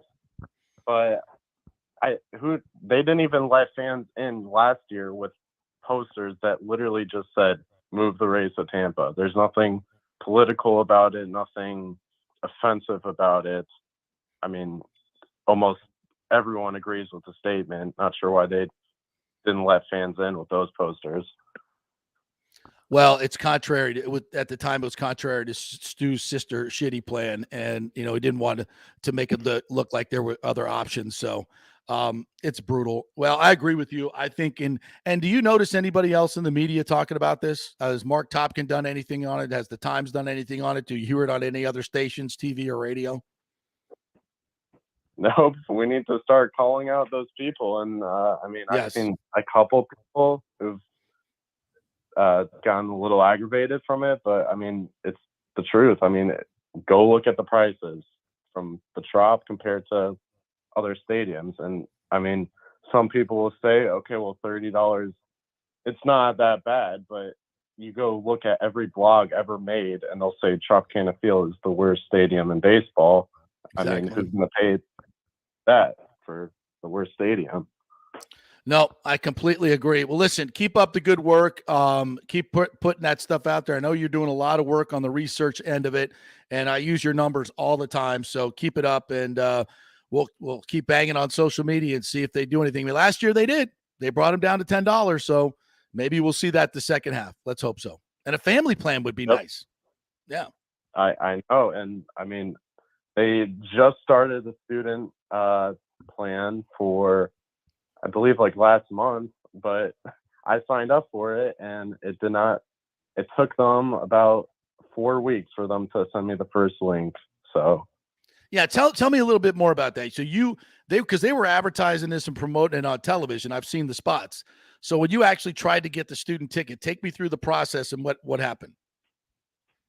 So I signed up, I waited a week, got nothing. Signed up again, waited a week, got nothing. Finally, after 4 weeks, I got a link. They send it out every Monday, supposedly, for like every homestand, and it's $9 tickets. I do agree that it's a good deal, but I kind of feel a little dumb, like clapping them on, saying $9, okay, that's good. Because, I mean, other teams, they offer $9 tickets just for the general public. I mean, they could offer $5 tickets for students or free tickets for Little League players who show up in their jersey. There's plenty of options they could do. Why do you think they're not doing it? Keep attendance low, and hopefully Stu gets a better deal because people feel sorry for him. Boy, they got to be really uneducated to feel sorry for him. All right, my friend, keep doing what you're doing. We'll keep banging on him, and hopefully something will change, but doubtful. Thanks, partner. Appreciate it. Follow him. What's the actual Twitter handle? TB winning the WS World Series. And I'll retweet it again so people that follow me at FanStreamJP, you can follow him as well. Thanks, Jimmy. Appreciate it. Keep up the good work. Yep. Joe F. Or Lonnie Wilkins just chimed in. Let me see what he said. Was looking at going Saturday versus Cleveland. I've paid less for playoff tickets. You'll get more bang for your buck for in-game entertainment at indie ball or minor leagues. Oh, absolutely. 100%. 100%. Joe F. says it would be good to see where we rank in average ticket price across the league. That would be something that could be shared easy and got other teams on board with a list. Well, see, that's where it gets a little weird because you can take sections of your seats and price them at a certain level and bring the average price down. I think the lowest price to get in is a much better barometer because especially in this economy here in Tampa Bay where we have low per capita income, those are the tickets that people are looking for, the lower level tickets that go all the time. And I think and those tickets are clearly the highest paid. And the reason is, Stu feels like he can staff less, soak the other fans, right? Because they're the Yankee fans, Red Sox fans, they're going to pay the higher prices because they're not going to go to all the games. But what it essentially does is price your fans out of those games. And so you get a much higher percentage of visiting fans than your own fans, which sucks for the players. And by the way, it does not give you a competitive advantage at home. So you're actually putting your team at more of a competitive disadvantage. So not only are you keeping the payroll low, but you're not allowing your fans to buy tickets. I can take for tonight's game. I brought up ticket prices here. If you want to sit in the party deck up there, which I've told you many times, I have zero interest. I've never been up there. I have no interest in going up there. 2 tickets for that after everything is just a hair under $50 for 2 tickets there tonight. They're advertising them as $20 each. If you want to sit in the outfield, which I don't mind, but I know you say a crappy outfield seat is what you always say. Yeah, it's not a great seat. You're way the half out there. 2 tickets for that, you're at $75 for 2. That's with fees. That's with fees, and that's for tonight. And this is probably this actually might be the cheapest game to go to because they're playing the Orioles, who, despite the fact that they've won 10 in a row, it's the Orioles, and they sell these tickets a lot cheaper. It was a lot different when it was the Red Sox, and it was $47 in that outfield. And that was before fees. So, yes. You're looking at $115 for an outfield seat, bro. And I just confirmed it, by the way, to go to a literal game to see the Cardinals play, the Cardinals at Busch Stadium, beautiful stadium right in their downtown district, $9. $9. And by the way, and I'm talking about, you go look at their outfield prices. Their outfield prices are half what the Rays are. And you look at their loge box or whatever hell they all call it, something different. You want to get a seat, say, halfway between the foul pole and the dugout in the lower level. I would say that's a mid-range ticket, right? Mid-range ticket. For the Rays, that's like a $120 ticket. That's crazy. I mean, it's brutal. And we get so much crap about our attendance and blah, blah, blah. And it just goes to show more and more and more that this guy just does not give a rat's ass about his fans or the players. It's just about making money for him. And nobody calls him on it. That's the thing that just really bugs me. Mark Topkin, if you're going to put out tweets every day about the attendance, do a story on this. Why are you not doing a story on this? Give it to Civic Reporter or whatever to go do a story on this. Get a comment from the Rays. Why are they doing this? I'll give you this too, by the way. I'm just doing like a quick sweep through of all the games that are coming up here. Honestly, starting with this Orioles series all the way up to against the Yankees in September. So basically for the rest here of July, the entire month of August, it looks like the ticket prices are a little bit cheaper for these upcoming series throughout July and August. I will say that. And when I mean cheaper, like I'm talking like $15 per ticket to sit in the party deck. That's the cheapest. Well, that's a move in the right direction. It certainly hasn't been. It's a move in the right direction. And again, that's like that until they start playing, because they play the Yankees in Boston back-to-back in September. And then the cheapest for against the Yankees is $35 to sit in the party deck, $30 for the Red Sox. So the trend looks a little bit better going forward here. Well, I'm just, want to be a voice of the fans and try to get some people in the damn seats, because right now it's not working. It's just not working on so many levels. And it sucks because, this team is awesome. The team is great. It's fantastic. And, they're just beyond, all odds.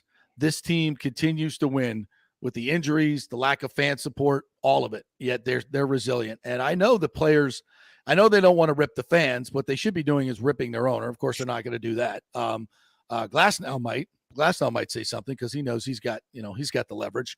But, it's sad. It's sad for the fans. It's sad for the players. It doesn't have to be this way. Everybody else in baseball are offering these things except the Rays. The team that should be doing the most to get fans in the park is doing the least, and continues to stonewall both sides of the bay in terms of building a new stadium and refuses to pay half for his new stadium.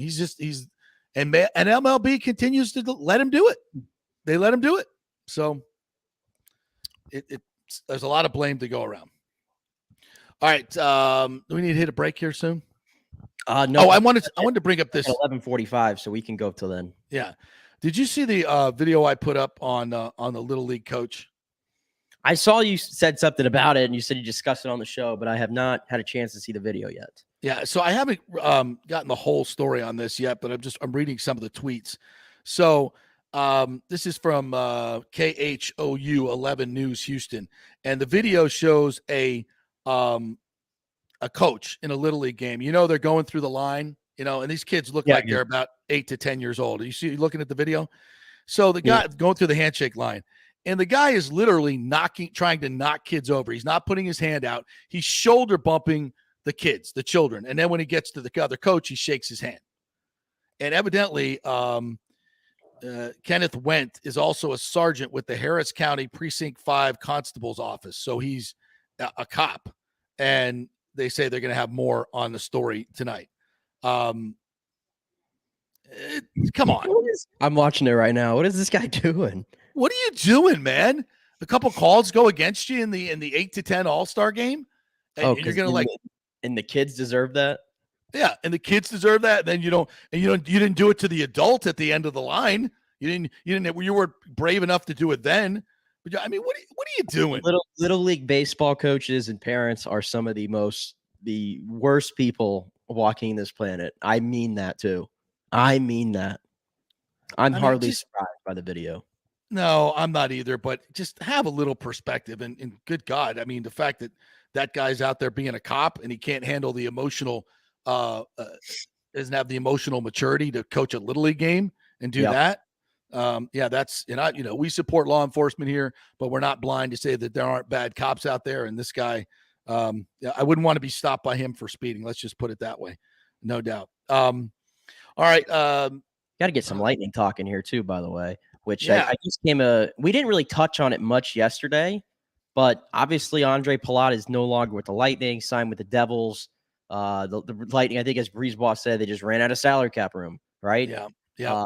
And we didn't really touch, but the legacy, I guess, of Andre Palat in Tampa Bay, and we talked a lot about it during the playoff run, of what he meant to this organization, and maybe not the guy you're going to put his number up in the rafters. I don't know, but every bit as important of this run as anybody else was, especially this last one. And now third on the active list for game-winning goals in the playoffs. We talked a lot about that during this run. It's a shame to see him go, but they're going to have to lose somebody every single year like Andre Palat. And I did come across, he was speaking with the New Jersey media this morning. I haven't heard this yet, but this was like a little snippet of him talking about his time with the Lightning and how it sucked to go. So we'll play that real quick. Well, obviously, winning 2 Stanley Cups with the guys, that was amazing. But the whole 10 years, how you become from the, before I got there, they were at the bottom of the league, and then we were just starting to get better and better. And it took a lot of years to make it to win Stanley Cup, but it was fun to see how the team's getting better, more mature, and then we won. So probably how we won 2 Stanley Cups.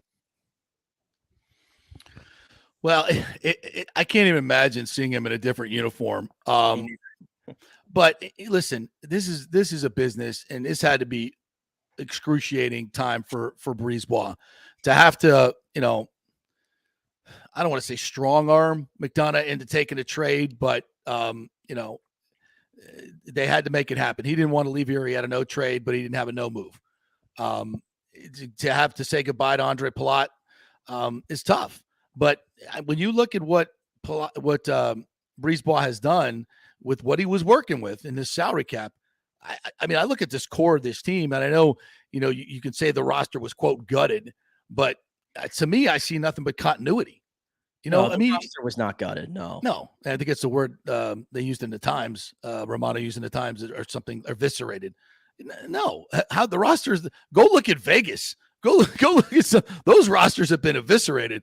You still have Vasilevsky, Hedman, Stamkos for a couple more years, coming off his best year as a pro, by the way. Kucherov locked up for a long time, and now you've just locked up Cirelli. You've just locked up Sergachev. You've just locked up Chernak. Point is locked up for a long time. Yeah, I mean, the core of this team is signed for a very long time. Nick Paul. Yeah, Brandon Hagel, we still have control on. And by the way, the guy you're going to lose next year, everybody prepare for it. Everybody just get ready for it, because Alex Killorn, this is his last year in Tampa Bay. His deal is up. He's going to be 33. This is the last year of Alex Killorn. I feel I could be pretty confident in saying that. This is the last year of Alex Killorn. He's going to be the next guy gone. So everybody get your boo-hoos and your tears out of the way right now. Okay, let's not all act shocked next year. He's the next guy. Ross Colton's an RFA, so I'm going to guess he's going to get a little bridge deal, like Point did and Vasilevsky and others in the past. Ross Colton will get his bridge deal. You have Nick Paul signed for a long time. You got one more year of Brandon Hagel before he becomes an RFA, or 2 years actually before he becomes an RFA. So you're fine there. The Lightning are fine. Everybody take a deep breath. Everybody take a deep breath. They're fine. And by the way, and we also too, we talked about what teams are getting better in free agency. I'll tell you the teams that got better. Ottawa got better. But here's the thing. Ottawa hasn't made the playoffs in 2 years. They still have holes. Okay, they got better. Did they get Stanley Cup contending better? No. Hell no. Columbus got better. Columbus got the big fish in Johnny Gaudreau, which I have no idea how. But it got better? They got better? Yes. Did they get Stanley Cup better? No. So again, the Rangers had to gut a lot of their depth and got Vinny Trocheck back again, who I said, nice player. I don't know how much it really moves the needle for me. Carolina got better, but they had to add in a lot of salary and a lot of guys who are in their mid-30s or older 30s like Brent Burns. So Lightning are in a fine spot. I think they're in a fine spot regardless of what happened this offseason. And I think it's not just for next year either. I mean, they're in a great spot for the next 5 to 10 years. Yeah. And so, yeah, I mean, when you look around the league, none of the contenders got markedly better. In fact, every contender you could argue got worse. Toronto got worse. And the Avalanche too. So, I mean, I'm happy. Couldn't be happier with where the Lightning sit right now. So, and I hate to say goodbye to Palat. We hate to say goodbye to Ryan McDonough, but it's part of the business. If you have a team that can absorb those losses and do it as well as the Lightning did, that's what's important. And boy, I think Brisebois did a fantastic job. All right, quick break. When we come back, we're going to talk to our friend Doug Wechter, Bally Sports Sun, about the Rays sweep over the Red Sox, and here come the red-hot Orioles. Stay with us.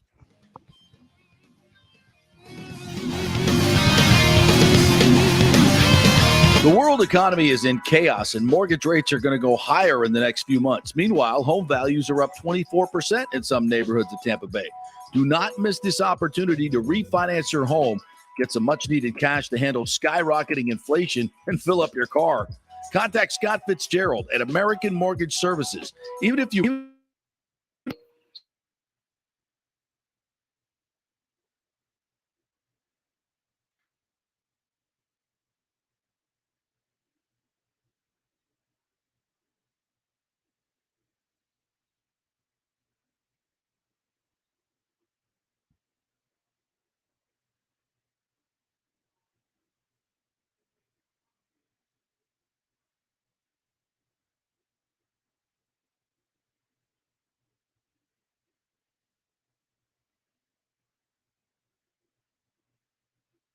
It's not just what you make, it's what you keep.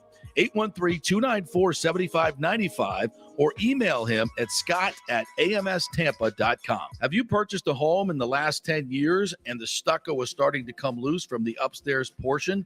Well, that can cause some serious damage that you can't see until it's too late. Is it becoming an eyesore? Have you contacted the builder and just can't get any relief? That's very common here in Florida. So call the law offices of Christopher Palermo. They can help you. Call 813-221-5636. That's 813-221-5636. He's recovered millions for his clients. The law offices of Christopher Palermo at PalermoPA.com. Pure sports. JP is back on. Welcome back. FanStream Sports. All right, welcome back to the JP Peterson Show as we continue here with our good friend Doug Wechter from Bally Sports Sun, former Rays pitcher himself. What's up, my friend? How are you? Oh, I'm doing great, JP. How are you doing, buddy? Well, just love the fact that Boston's still our bitch, and we swept that series, got them out of town with 1,700 guys on the injured list. Once again, as I come back to you all the time, I ask the same question: how the hell are we doing this? How? Yeah, I mean, look, that is an awesome question. I think everybody's trying to figure it out. If you really want to look into it, let's start with how many guys are really injured, right? You got 17 guys on the IL at this point in time. That's the most in the major leagues, and it's not just the secondary guys. It's not the guys that come in late for defense replacement. I mean, you're missing some main keys right now. Brandon Lau's been out for the majority of the first half of the season. Wander Franco, even when he is healthy, he's still dealing with injuries. So they had to shut him back down. And, those are two huge pieces of your offense that you're going without. And then you look at the pitching. I mean, Shane Baz, just got news with him that he's going to be down for a while. Not 100% sure where that's going to go yet. The bullpen's been struggling with injuries. With all that said and everything going on, they just swept the Red Sox for 4. The Red Sox have been, they've been playing really well. So it talks about the depth and the guys that they go in there and next man up mentality. You looked at yesterday's game and, it was a big rally in the 7th inning. It was all started by the youngsters, right? Jonathan Aranda, Josh Lowe, Taylor Walls, all those guys contributed. And those are all guys that are new to the major league level this year. Yeah, that's the good stuff. And, we were talking about what are the Rays going to do at the deadline. And, with all the injuries they have here, Doug, I think, discretion is the better part of valor here. I don't want to see the Rays give up some big prospects unless they're going to get somebody back who's going to be here a long time. I mean, for a 1-year rental or a 6-month rental, I don't think that's a good idea because, and also this team, as you say, they're young. These guys need to play, right? Josh Lowe needs to play.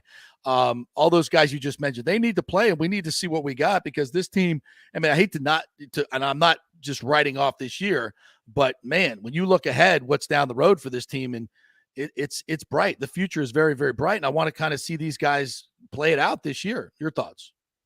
Well, yeah, no, that's what's going to happen. And, with every door that opens or every door that closes, another one opens. So with all these injuries, now you have guys that might not be getting that much playing time had everybody been healthy, but they're having to step up in a big way and cover the majority of that playing time and go out there and get in that starting lineup every day. Josh Lowe, he's one of those guys that they did make room for. Right? They traded Austin Meadows. They really have high hopes for what Lowe can do. They really like the intangibles. They also like what he brings to the field. Great base running, very fast, can play a really good outfield. His power stroke's coming along. He's been hitting the ball hard. There's a lot of things to like about this kid, and they were going to give him a shot to play, and, for good reason. And it's starting to come through. You're starting to see him get comfortable at the major league level. So that's really good right there. But other opportunities are showing themselves. Look, Jonathan Aranda, he might not have seen the major league level this year without, a lot of these injuries going down. And now all of a sudden he's back up to the big leagues and he's hitting the heck out of the ball. So, other guys are stepping up, and, it'll be interesting to see how active the Rays will be during the trade deadline. I think that, knowing the fact that they're in the wild card right now, they're in the playoff hunt right now, and, that's good news going forward. I don't see them obviously selling. I think they're going to pick up a couple pieces that they may need, but I'm with you. I don't think they're going to give up the farm, and really they never have. They're not going to give up any huge prospects just to go out there and get a rental. They're going to be really smart about it and calculated about who they go after and key in on. And I think they'll be active, but it'll be very strategic. Hey, Doug, I mean, we haven't talked a lot about Corey Kluber this year, but I think he's been rock solid in that kind of like plug him in behind McClanahan and be that number 2 for this rotation. Can you just kind of talk about, because it's obviously a lot of young guys in the rotation, how important it is to have a veteran like Corey Kluber in there that you can count on to come in and do the job and maybe be a good influence in some of the other guys, kind of like Charlie Morton was the years prior? Yeah, it's huge, right? And I think that's a great comparison to Charlie Morton. Corey Kluber brings in a huge resume, right? 2-time Cy Young Award winner. This guy has been through it all, just got his 10 years in the big leagues. And so the young pitchers in this staff, and we have a lot of them, can look to him and just see what he does, see how he goes about his business. And really, the pickup of Corey Kluber has been great for the Rays. He's done everything that the Rays have asked him to do. It starts with hopefully being healthy and, taking the ball every 5 days. And he's been able to do that. He's got 16 starts already in the first half. Looks like he's probably penciled in for this Sunday, last game before All-Star break. And so, he's healthy. He's also putting up numbers. He's going out there throwing a ton of strikes, doing really good against hard competition here recently, and just been consistent. And so for him to be in the middle, or now with Shane Baz going down, possibly toward the front part of this rotation, that's a good guy to lean on. And, he's been through it before. So mentally, he's already there. It's just if he can hold up physically. Doug Wechter joining the show. Bally Sports on, also a pitcher for the Rays. So you have to be marveling at what Shane McClanahan has done in this first half. Literally the best first half I think we've seen in Major League Baseball history. If you're looking at the consistency of innings pitched, strikeouts, hits, etc., I don't think anybody's done this. From what you saw last year, we saw the raw ability, but it's so hard to transmit it into consistency in your second season. Kind of put into perspective what we're seeing from this kid. Right. So I think that's what it is the fact that it's so shocking, not because the stuff. We all knew the potential and the stuff was there, and he could potentially be a number 1 and all this other stuff. Well, the shocking part about it is how fast and how quickly he has matured. You hardly ever, I can't remember a player maturing this quickly into the number 1 role and just dominating at everything he does. It usually takes guys 5, 6, 7 years before they really feel comfortable being able to go up against everybody else's number one and feel like they're going to win. And McClanahan, 90% of the time, is matching up against the other team's number one, and he's out pitching them. And he's doing it in his first full season as a major leaguer. Now, Stuff is outstanding. He has 4+ pitches, developed that changeup really nicely this year, really complements the rest of his arsenal. He throws them all for strikes, which makes him more elite than you would think, just for the fact that most guys with his kind of stuff are effectively wild. But he's a command pitcher with plus stuff. And then you add in, his confidence, his just kind of that it factor, right? The factor that you look for at quarterbacks when they go out and they're like, oh, this guy's just a winner. He's got something to where you want to give him the ball late in the fourth quarter and you just know he's going to win. Well, that's what Shane McClanahan has. He has the mental side of it that complements all this plus stuff. And what you're seeing is a Cy Young contender. I mean, this guy is, in my opinion, the best pitcher in the game. And it's hard to go back and figure out if there's been a better first half from any Rays pitcher in organization history. I know Blake Snell won the Cy Young, David Price won the Cy Young. But, you start thinking about it and comparing numbers, you got to think Shane McClanahan is right there, if not better, in the first half. Yeah, and he should start the All-Star game. I don't know, politics will get involved there in terms of, having a West Coast starter, but we'll see. But he should start the All-Star game. And Patino starts tonight. He had a blister coming back, so he's been ready to go. He's confident he can go 9. That's not happening. Maybe in the next 2 starts you combine them. But what do you expect from Patino tonight? How important is it to get him going? Yeah, it's going to be really important. I mean, look, Springs is on the IL. Now you got Shane Boz on the IL. You have to get Patino going. It's not a question of if they're going to get him going. They have to find a way for this guy to get inserted back into the rotation and get him moving. Blister does affect, the amount of innings he's going to throw today. They want to keep him healthy. They don't want any more setbacks. So I can't imagine he's going to go more than maybe 2 or 3 innings at the most, just knowing that this is his first time back. So I would expect, heavy bullpen usage tonight after Patino. But that being said, I mean, look, you're getting good reports on this guy. He's fully healthy outside of, coming off that blister. He's back up to the mid-90s with that fastball, the sliders. It's an elite pitch. When he throws it, all the analytics, all the spin rates, everything else show that it is one of the better sliders in the game. So if he's landing that thing in the strike zone and he's throwing it behind counts when he needs to, this is a guy who can really take over in the rotation. And again, I mean, the Rays are going to need him to do that because of all the injuries going on. Yeah, no question. Doug Wechter joining us here at Bally Sports Sun.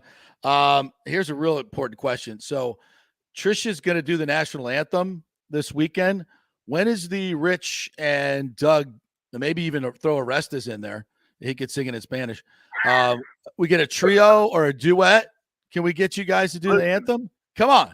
Listen, dude, we're trying to get people in the Trop, man. We don't want to scare them away. I think if you start putting a microphone in front of us and having us sing the anthem, it'll be a quick attendance. People head out that door pretty quickly.